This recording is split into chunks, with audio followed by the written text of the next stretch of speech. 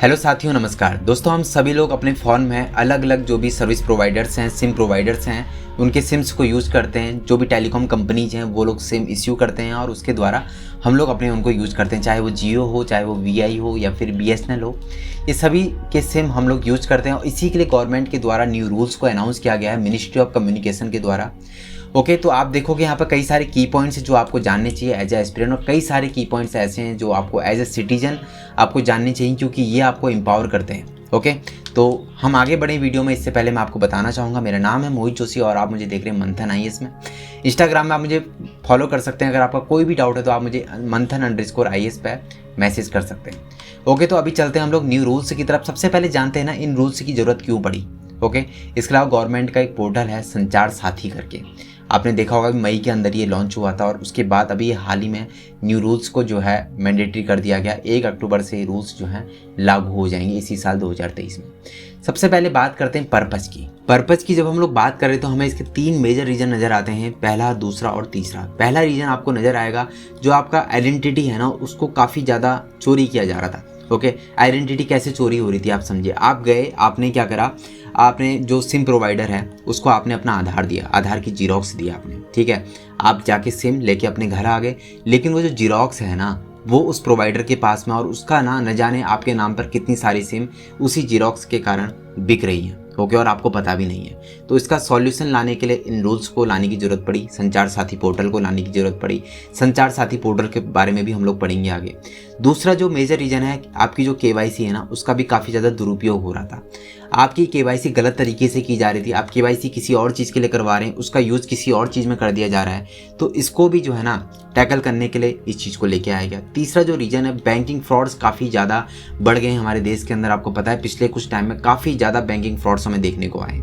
Okay, मैं आपको एक डाटा बताना चाहूँगा। देखो अभी जनाब पिछले जो कुछ टाइम के अंदर ही आप देखोगे, अभी RTI की एक रिपोर्ट आई थी, उसके अंदर ये कहा गया था कि जो 134 जो है ना, हर दिन जो है सेलफोन चोरी हो रहे हैं। 134 सेलफोन हर दिन चोरी हो रहे हैं।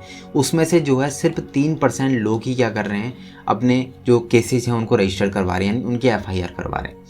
इसके अलावा सिम बॉक्स फ्रॉड भी बहुत ज़्यादा हो रहा था। वो सब क्या है आगे वीडियो में हम लोग देखेंगे। ओके, तो ये सब चीज़ों को लेके अब देखो इसके अंदर है क्या। हम संचार साथी पोर्टल के अंदर चलते हैं, उसके कुछ मैंने शॉर्ट्स लिए हुए हैं तो उसको मैं आपको दिखाने की कोशिश करता हूँ।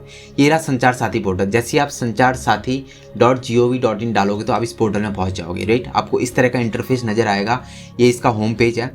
यहाँ पर आप देखोगे मिनिस्ट्री ऑफ कम्युनिकेशन, जो मिनिस्टर ऑफ कम्युनिकेशन है वो है अश्विनी वैष्णव, उनके द्वारा इस पोर्टल को लॉन्च किया गया। अब जैसे ही होम वाले पोर्टल में जाओगे तो आपको यहाँ पर कुछ चीज़ें नज़र आएंगी। क्या आप अपने जो आपका मोबाइल है खो गया है उसको आप ब्लॉक करवा सकते हो अपने जो आपका IMEI नंबर है उसके द्वारा, ठीक है। और इसके अलावा आप क्या कर सकते हो, यहाँ पर आप देखोगे नो योर मोबाइल कनेक्शंस। यहाँ पर आप जैसे ही क्लिक करोगे यहाँ पर आपको मोबाइल नंबर डालने को बोलेगा। अपना मोबाइल नंबर डालोगे आप, उसके बाद कैप्चा फिल करोगे, एक OTP आएगा। OTP जैसे आप वेरीफाई करते हो तो आपके नाम पे कितने सिम रजिस्टर्ड हैं वो सब चीज़ें आपको यहाँ पे देखने को मिल जाएंगी। इसके अलावा अगर आपके नाम पर कोई सिम आपने रजिस्टर नहीं करवाई है फिर भी आपको रजिस्टर दिखा रहा है तो आप क्या कर सकते हो, यहाँ पर उसकी रिपोर्ट भी कर सकते हो। राइट, आपको कहीं अलग से जाने की FIR कराने की ज़रूरत नहीं है, आप यहीं पर इसकी रिपोर्ट भी कर सकते हो। इसके अलावा कि समझो जैसे आपने कोई फ़ोन लिया है, कोई ओल्ड फ़ोन लिया है आपने, ठीक है, पुराना फ़ोन लिया है किसी शॉप से, ठीक है, आपने फ़ोन लिया और वो फ़ोन हुआ चोरी का और आपको पता नहीं है कि फ़ोन चोरी का। इसके 1 महीने बाद आपको पुलिस का कॉल आता है कि ये फ़ोन जो आप यूज़ कर रहे हो चोरी का है, ठीक है। आपने तो उसके पैसे पे कर दिए, आपकी तो कोई गलती नहीं है, राइट। तो आप क्या कर सकते हो, इस पोर्टल में जाकर आप जो है IMEI नंबर के जरिए आप जान सकते हो कि जो फ़ोन है किसके नाम पर है, ये फ़ोन चोरी का तो नहीं है। आप इसे आइडेंटिफाई कर सकते हो, यानी IMEI की जेन्युइननेस है ना उसके बारे में आप लोग जो है जान सकते हो किसी भी पुराने फ़ोन को खरीदने से पहले। ओके, इस पोर्टल के बारे में अगर हम बात करें ना, इसकी प्रोग्रेस क्या है, देखो यहाँ पर 7,85,483 मोबाइल्स को ब्लॉक किया गया है। देखो पहले ये सब चीज़ें नहीं हो पाती थी क्योंकि हमारे पास डाटा की कमी थी। अभी यहाँ पर देखोगे ना इतने सारे मोबाइल्स को जो है ना ट्रेस किया गया है और 66 लाख कनेक्शन ना इसमें से जो है सस्पिशियस पाए गए।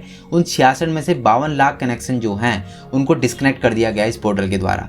और उसमें अभी आप देखोगे ना 66,000 व्हाट्सएप अकाउंट को इसके द्वारा ब्लॉक किया गया है। और एक डाटा और जो है 8 लाख बैंक अकाउंट को जो है ना इसके द्वारा, बैंक अकाउंट या फिर जो वॉलेट से हैं जो इनके नाम पर रजिस्टर्ड थे, क्या होता है ना, कई बार देखो आपने कोई सिम यूज करी, ठीक है, आपने भी उसके बाद उसको यूज नहीं किया, रिचार्ज नहीं कराया, तो वो जो सिम जो नंबर है ना वो किसी और को अलॉट हो जाता है। तो आप जो है ना वो बंदा क्या करेगा, उसके बाद उस नंबर पे व्हाट्सएप चला सकता है या फिर कोई और इस तरह से फ्रॉड काम कर सकता है आपके नाम पे, ठीक है। इस चीज़ को लेके कई सारे ऐसे ही जो है बैंक, हमारे यहाँ आपको पता है हमारे देश के अंदर लिटरेसी रेट वैसे ही काफ़ी ज़्यादा कम है अगर आप कंपैरिजन करोगे अदर कंट्रीज़ से। तो ये सब चीज़ें को जो है इन सब चीज़ों से टैकल करने के लिए बहुत अच्छा इनिशिएटिव है गवर्नमेंट के द्वारा। और यहाँ पर एक चीज़ और मैं आपको बताऊँ, इसमें आपके लिए क्या है, आपको क्या बेनिफिट्स हैं। देखो आप जैसे आप कभी किसी शॉप में जाते हो, कोई सिम आपने खरीदने गए, ठीक है, आप सिम प्रोवाइडर के पास में गए, तो आपको वहाँ पर अपना आधार देने की ज़रूरत नहीं है, आप सिर्फ उसको अपना QR कोड दिखाइए, बस QR कोड दिखाइए और वो QR कोड स्कैन करेगा और आपको सिम दे देगा, ठीक है। इस रूल के अंदर ये चीज़ मतलब आपको मैंडेटरी नहीं है कि आप उसको अपना आधार दो, और ये रूल जो है ना 1 अक्टूबर से लागू हो जाएंगे।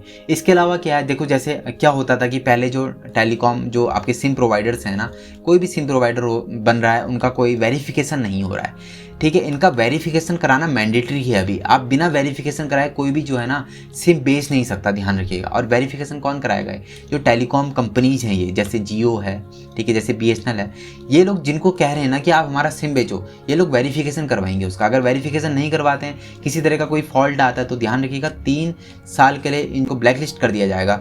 इसके अलावा जो है 10 लाख का इन पर जुर्माना भी होगा, ओके।